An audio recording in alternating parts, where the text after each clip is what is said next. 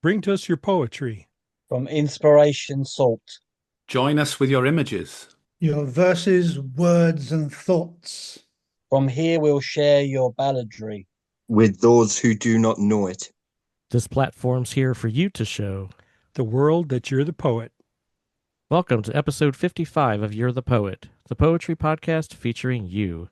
I'm host Matt Burgio, and I'm here with co-host Phil Burgio. Phil, welcome. Happy to be here today. Here at You're the Poet, our purpose is to share our love of poetry with the world and invite you to do the same.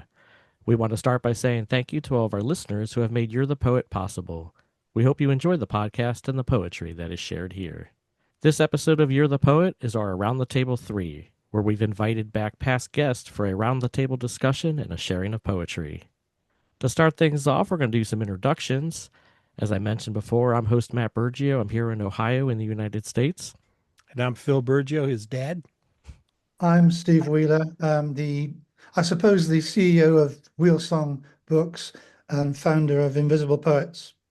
Hi, my name's Simon Drake. I'm from London, England, and I was lucky enough to be a guest on episode 11, 45, and 49. And I am an addiction therapist in Halstead. Hello there, guys. I'm Loren, a writer from the northeast of England, Northumberland, and returning guest from episode 48 of You're the Poet. And I'm Ryan Morgan. I live in Ireland, but I'm from Wales originally. I was on episodes 18 and 38 of You're the Poet. And when I'm not on podcasts, I'm actually a singer and a singing teacher and a music teacher. All right. Well, welcome back, everybody. It's a pleasure to have you back on for this Around the Table 3. Well, we're here to hear some poetry, so we're going to get started with that. Simon, you're the poet. Show us what you've got. Okay. So, like I said, I work as a therapist in a rehabilitation centre, so it's all based around addiction. So I wrote this poem and it's called Red Dragon. How beautiful my addict looks under moonlight, shining in unadulterated glory. A red dragon, the red dragon, unbelievably persuasive, getting any and all of its needs met, no matter the circumstance or resistance, cunning, intelligent, masterfully inventive. How attractive my addict looks in glorious sunshine, sensual and alluring, sexually irresistible, fulfilling all desires. The body and mind wanton pools filled, overflowing. The life and soul of every party, my party especially. The never-ending rave, the never-ending lie, hidden beneath an unachievable, unreachable high. My addict, my lover, my secret affair, not so secret to those that care about me. I remain unaware I've been exposed, oblivious. My habits on show for all to see, in total denial, believing I am fooling everyone. The red dragon, my everything, my very last breath. Yet whenever I need saving, he disappears. My body a wreck, left to wither and die, shaken, contorted, convulsing, a twisted mesh of flesh. Tell me, why do I always go running back, begging and pleading? It's always his terms, conditions, and stipulations. If I don't obey, my nightmares come to fruition. My addict, the temptress that won't be denied, the pull irresistible, unfathomable, incomprehensible to those unaware of the powers of addiction. Such a persuasive, manipulative demon. My addict is beautiful, no matter the weather, no matter the time, day or night, no matter which season. My addict is all-consuming. I, the puppet on its string. Yet to the addict, the red dragon, I mean nothing. Wow, thank you for sharing. Yeah, I'll have to share this with one of my friends who works with people too, addiction people. Steve? Well, I was just saying, well done, but I love the metaphor there of the red dragon. I don't know what our Welsh colleague will think of that, but certainly, Hey, to me, I got that joke. it's visceral, Well, isn't it? Really? Yeah. well, I was actually, is it a reference to Blake's Red Dragon? You know, the Great Yes. Red Dragon. Yeah, yeah, which is like the great corrupter kind of thing, isn't it? You know? And this is also a bit of interest there because your surname is Drake, which is another term for a dragon. So, I just find the image incredibly apposite and drawing on a very rich imagery of something wild and chaotic and ultimately corrupting. It's such an arresting poem. Mm. Such an arresting poem. Phil? Yeah, like I said, it's visceral. You can feel torment. You can feel the I suppose the despair in there as well when I listen to it. I really see and feel your passion for what you're doing in that poem, for helping addicts. I mean, it really comes out that you're really serious about this. Oh yeah, 100%. I'm all in, all in. They don't realize how amazing they are, the people that I work with. And it's an absolute privilege to be able to work with them every day and empower them to realize that they've got what they need within them to beat their addictions. Well, I pretty much was going to say a lot of the similar things. It's very heart in your sleeve, that poem. Very, very powerful. Definitely. We thank you for sharing that. All right, from there, Loris, would you like to go next? Certainly. I decided to change from what I sent you, to something a little bit more lighter in tone. And this one is titled, Darling, Hold My Seat. I cannot stay much longer, but darling, hold my seat. I've many journeys still to make. I pray we'll again meet.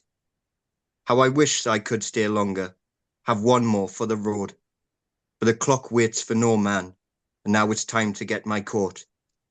Don't feel sorrow for my absence, for my spirit still remains in the whisper of the wind, in the blood within your veins. So hold my seat, my darling, until the moon lights up the scene, and when your heart feels weary, we'll meet again in dreams. All right, thank you for sharing. Wow. Good. Simon, did you have a comment, or is that just the? Yeah, that's really, really powerful. The idea of someone that's leaving and possibly passing, but yeah, just they're asking not to be forgotten. It's really, really beautiful. Well done. Thank you. Could I ask it's a personal question really? Is that from personal experience? That I think we could all write that kind of, personal experience thing, about a broken relationship with someone, but was that a personal experience? Yes, it's very much comes from something I've personally experienced and from Yeah. myself to another person. Right. So it's got that I suppose it's more emotional than you would think, really. It's got that kind of thread running through it that is really emotional. Yeah. Thank you. All right, from there, we'll move to our next poem. Phil, I'm going to have you share a poem for the episode. Okay. This poem is called Sunset. Since I worked evenings for so long, I missed a lot of sunsets, and it's one of my favorite things to see in the sky. It's called Sunset. The most beautiful sunset that I ever saw was not in the mountains or on a desert eve, no ruby colors on Pacific shores. 'Twas a perfect sight, devoid of flaw. Not in any wilderness, nor near a canyon grand, the perfect swirl of scarlets and red that lit up the skies with a ruby light. It was on Lake Erie, by the blushing sand, the sky and reflections off the lake blended into one glorious sight, uniting into one gigantic orb. They looked so dreamlike, almost fake. I've enjoyed the sunsets from any place, from mountains to deserts and sea, other countries and many states, but the Lake Erie sky I'll always embrace. Phil Burgio. All right, thank you.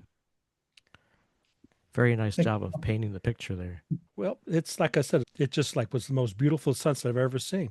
And I've seen them on the Pacific Ocean and, mountains and Grand Canyon area, but for some reason, it was the most glorious sight, 5 miles from Cleveland.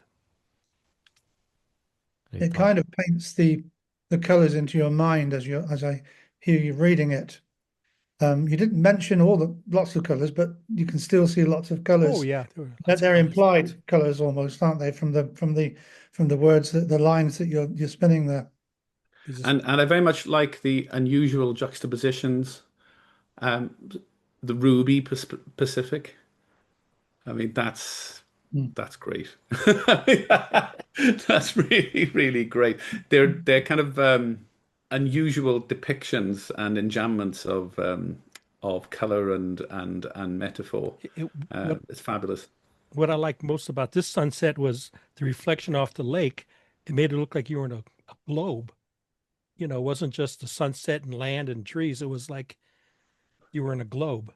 It was unreal. Well, you are on a globe, Phil. Well, I know that. In a globe, not on a globe. Unless this is the podcast where you reveal your flat Earth, flat earthiness.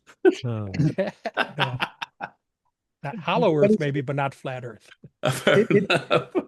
I've written before about being in a dome when I'm asleep or I'm awake in bed and everything is dark. But you've turned that into a globe, and I can see why, because it's a 3D kind of multi-dimensional experience, isn't it? Watching that sunset. Yeah, and the globe is somewhat sort of evocative of a light bulb or some kind of lantern of some description as well, which is fab. Absolutely fab. It's also poet-centric. It puts you in the center of the whole experience, which is not easy to do. They talk about the universe is endless, so at any given time, you're the center of the universe. Yeah. All right, from here, we're going to do sort of our intermission and get some updates from our guests. I think this time, guys, we'll kind of go counterclockwise around the table. So, Ryan, over to you. Tell us what you've been up to.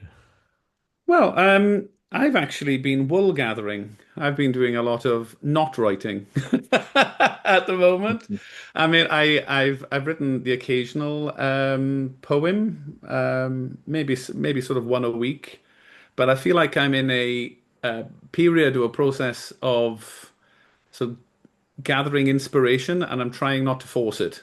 I'm singing a lot more than I was as well, so my mind and my creative urges, if you like, are elsewhere perhaps at the moment. Yeah, that's currently where I am. I know too. It's a nice place to be. It's like a sunny upland. Definitely, and I know you've got school going on too, and I know that especially at the beginning of the school year, that gets to be a busy time. So. Oh, it does. Yeah, it does. Yeah.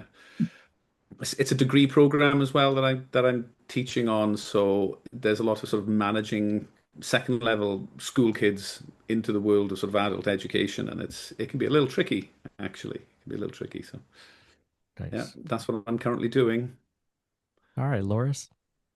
Well, I'm not far from. I've been taking it slow on the writing front. Managed to get a little bit done on my mainline novel, The Tyrant's Justice.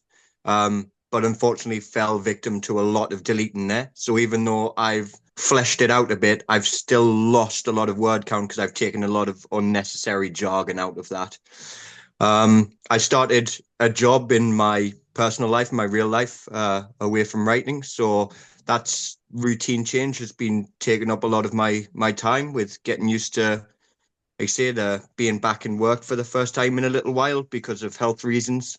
And other than that, I've just spent the last maybe 10 days building a Discord server for novice writers. And that's just went public this morning. And we're up to maybe 8 or 9 members already. So that's sort of a little bit of a venture I'm taking there, is to try and slowly build a wholesome little community of novices that can help encourage each other and really push each other. Wonderful. Is that open to everyone, Loris? Absolutely. Literally from the bedroom blogger all the way to the prophetic poets, it's available for anyone to join, and we certainly welcome people with a lot of more writing experience. There are people that have published works. I think I'm probably behind a lot of the group in that sense. I only have 3 children's ebooks published, and currently waiting for a poetry collaboration with some guys in the US. to come out as well. So, but yeah, it's the door is open to anybody. Yeah, we'll definitely share that link with us on how we can get on there. We'll share it with others as well. So thank you. Certainly, certainly. I can send you that after the episode. Great. All right, Simon. I like that, Loris, that you've only had 3 books published. Like that's nothing. When it's absolutely amazing that you've done that. They're like 5 pages long, maybe, like just some Hey, And now small you're ebook. just belittling what you've done. If you've had something published, then that is amazing. You should take credit for it. So well Thank done, you. you. And something else you said, which has triggered me, is the real life of getting back to work. Why isn't it the real life of the writing and creating?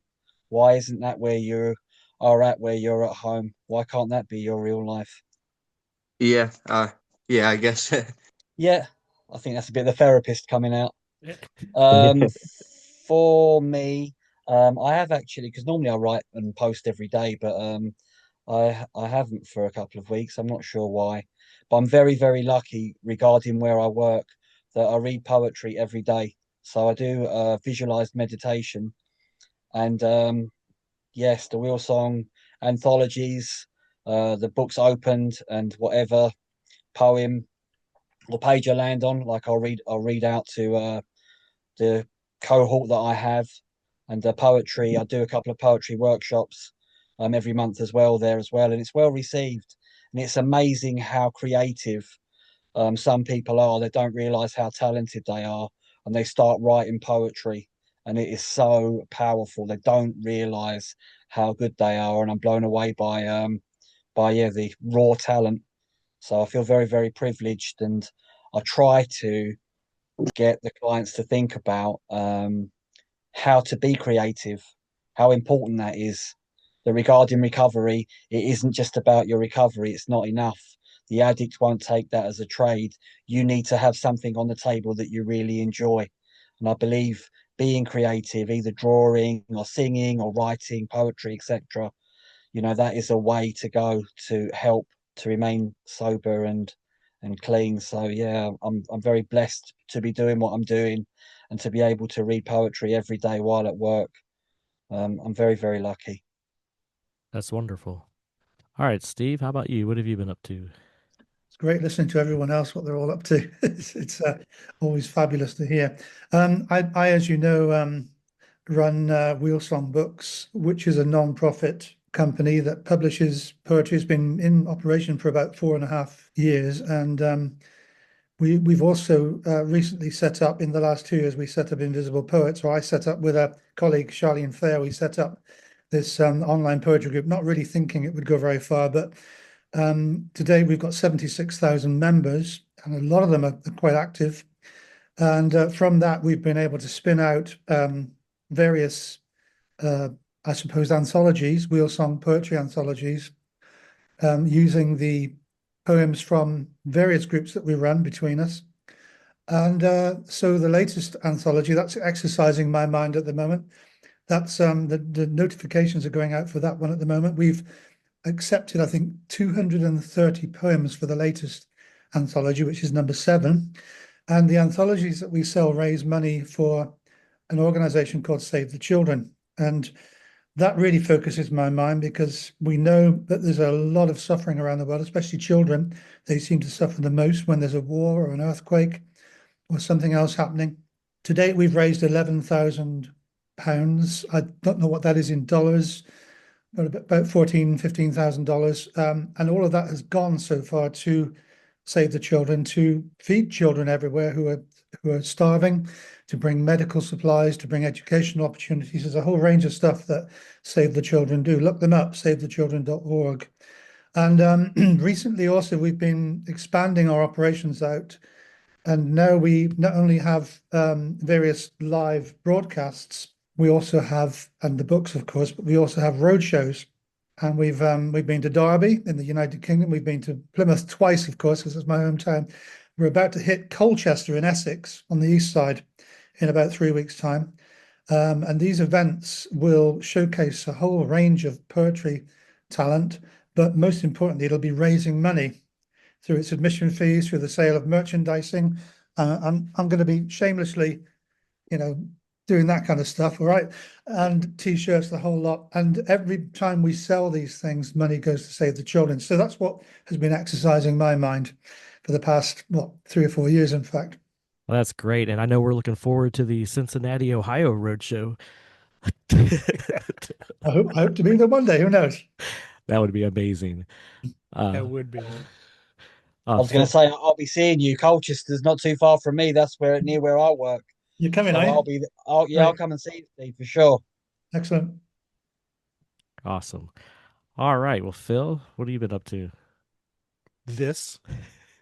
That's about it. Hopefully working on the book that we're going to publish hopefully soon. And just chilling, enjoying retirement for 20 years and doing a lot of cooking. I like to cook and writing poetry and just hanging out with friends. So enjoying the good life. Nice. How about you? Other than work in the everyday life, I do a lot of work with this podcast and trying to keep it up and running and trying to expand on the things that we're doing. Phil mentioned a book. We're still working on our co-authored book of poetry collection that encompasses the poems from our first 50 episodes of You're the Poet that we shared on the podcast. So I'm in the process of putting that manuscript and stuff together to hopefully have it out before the end of the year. But yeah, other than that, try to write poetry when I can and keep this podcast growing. Trying to keep it from spiraling out of hand. As it grows, hopefully I can keep up with it.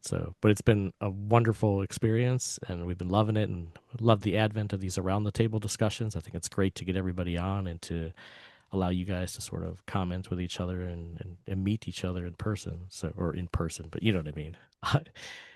Even if it's online, but to get to interact with each other. All right, with that, we'll get back into some poetry. I'm going to kick off this segment of the poetry. I'm just sharing a simple ballad that I wrote years ago. This comes out of the vault from my high school years. This is one of the earliest ballads that I wrote as an adult, quote unquote. And it was inspired by a friend. So it's one of the first poems I ever wrote for somebody.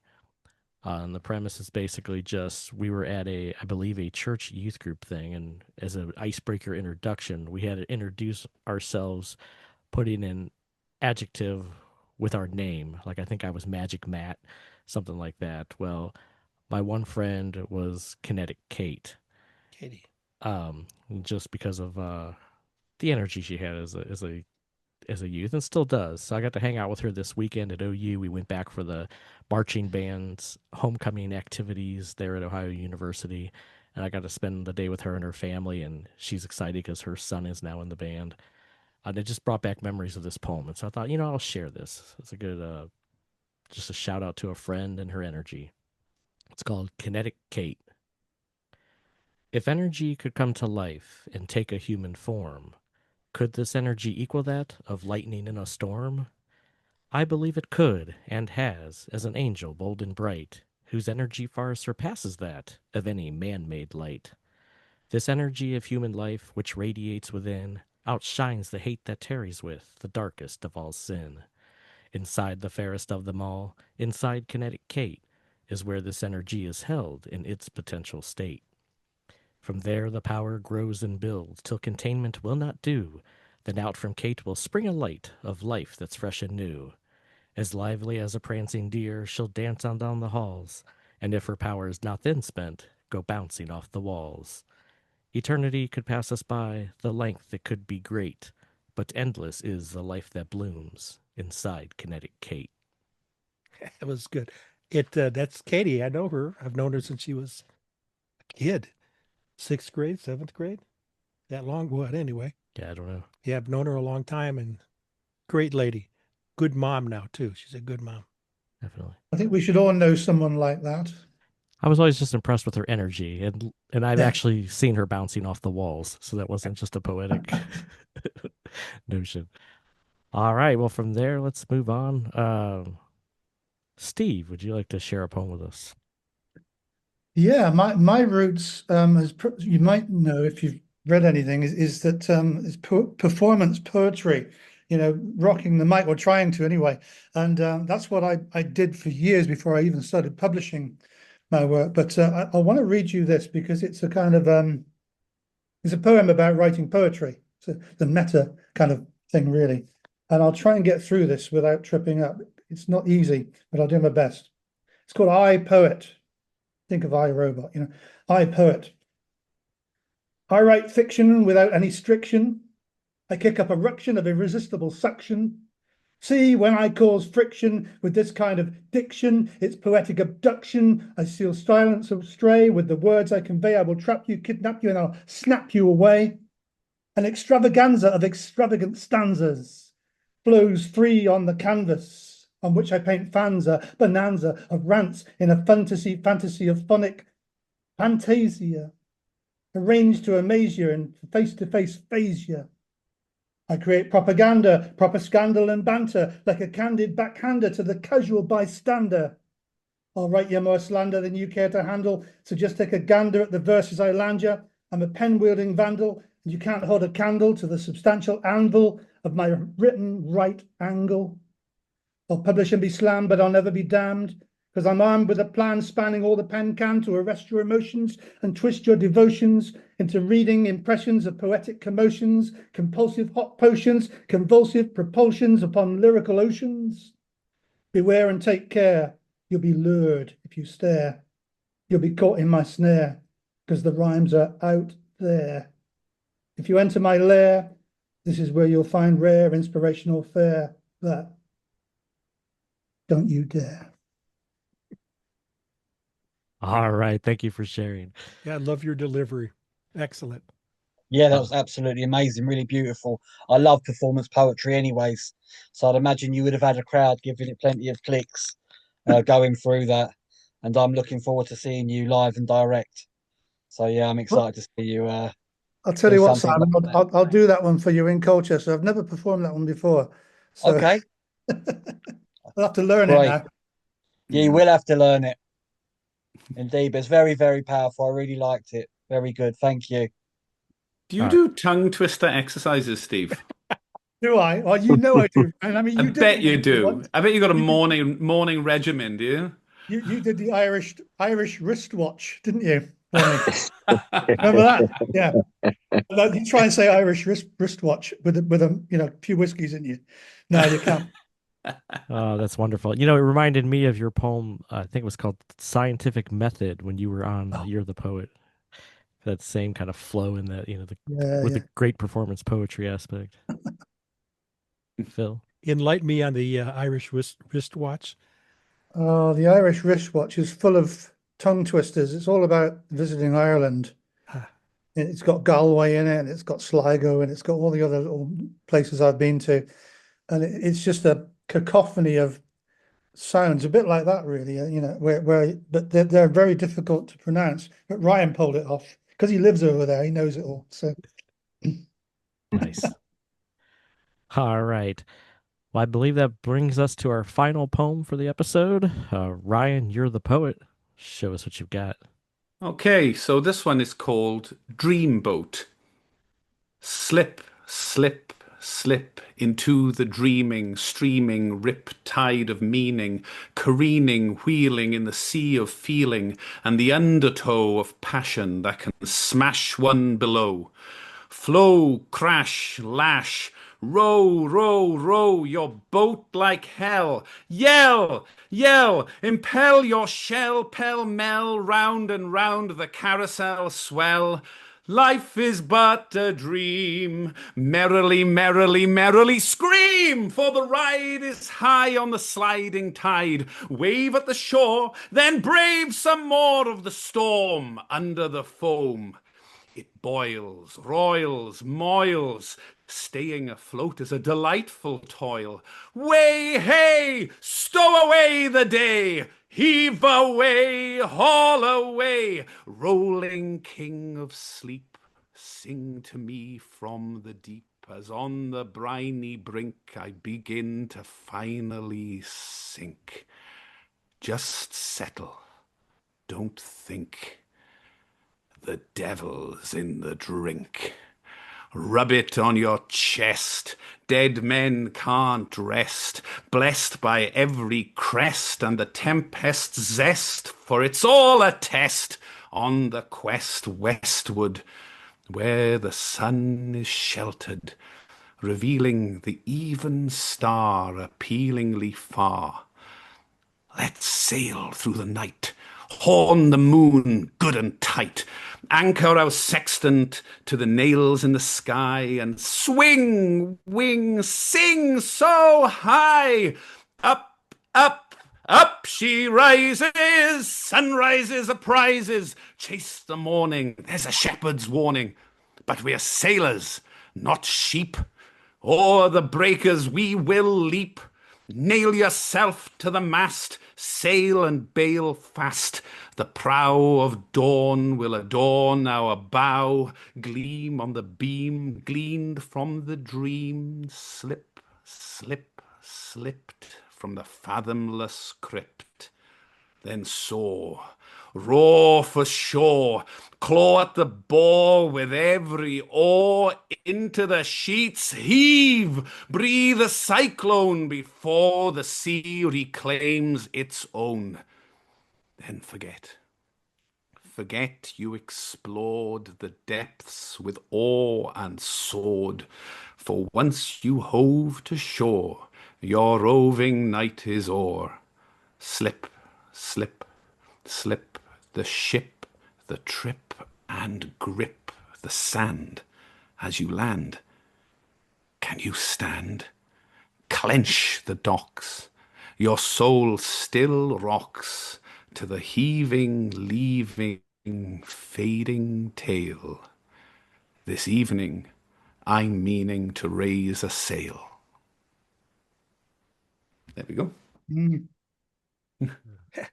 Over here, we have something called cowboy poetry.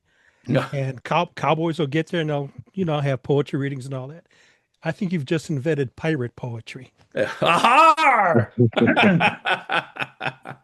I love that. Well, I love I that. tell you what, Ryan, I mean, it's always compelling listening to you, and it's the internal rhymes that get me, the rhythmic internal rhymes every time, and that, friends, is why he is a Wheelsong poet. That's why we published a whole volume of his work last year. Ah, okay. Oh, well, thank you very much. I appreciate that. That was very fun to write. It's very fun to recite. It's the first time I've recited that, so I think I did it all right. I might have overacted just a smidgen. Nah, it was good Yeah. to hear. I really enjoyed that one. Yeah, absolutely amazing. Yeah, Yes, I like pirate stuff. Buccaneers. Me too. Pirates are bad guys. Buccaneers, they a little bit different. But went to a costume privateer party. poetry. So I went to a costume party as a pirate, and Matt says I was the only one there that wasn't in costume. So You need to be. It's too authentic of a costume. He was just like, yeah. Everybody else looked like they were dressed up, and Phil just looked like he rolled in like a pirate. But yeah, absolutely wonderful, Ryan. And like the others said, your delivery and everything is just spectacular. I mean, just your word choices, your flow, your rhythm, everything is. I love your poetry. they're gonna love that on YouTube. I know it. Sweet. All I'm of it. glad. All I'm of it. glad. Thank you. Artistic license. You didn't overcook it.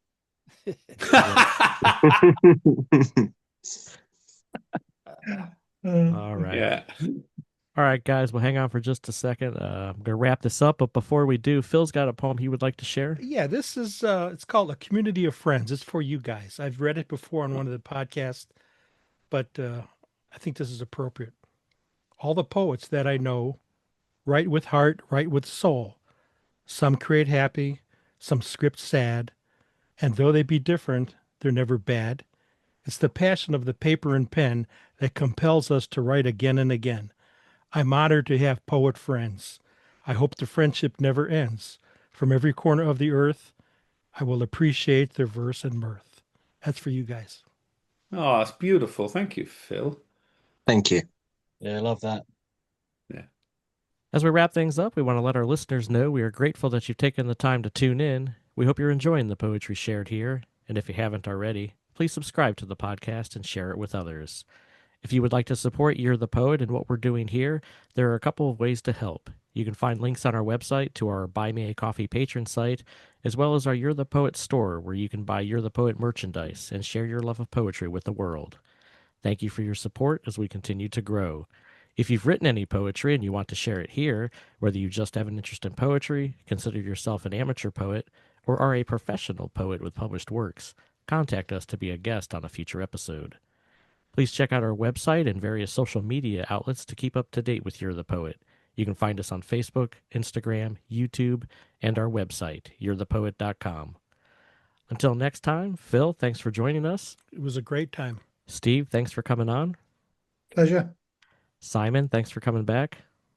Yeah, thank you very much. I enjoyed it. It was brilliant. Loris, thank you for joining us. Honored to. Thank you. And Ryan, thanks for being here. Very grateful for the company.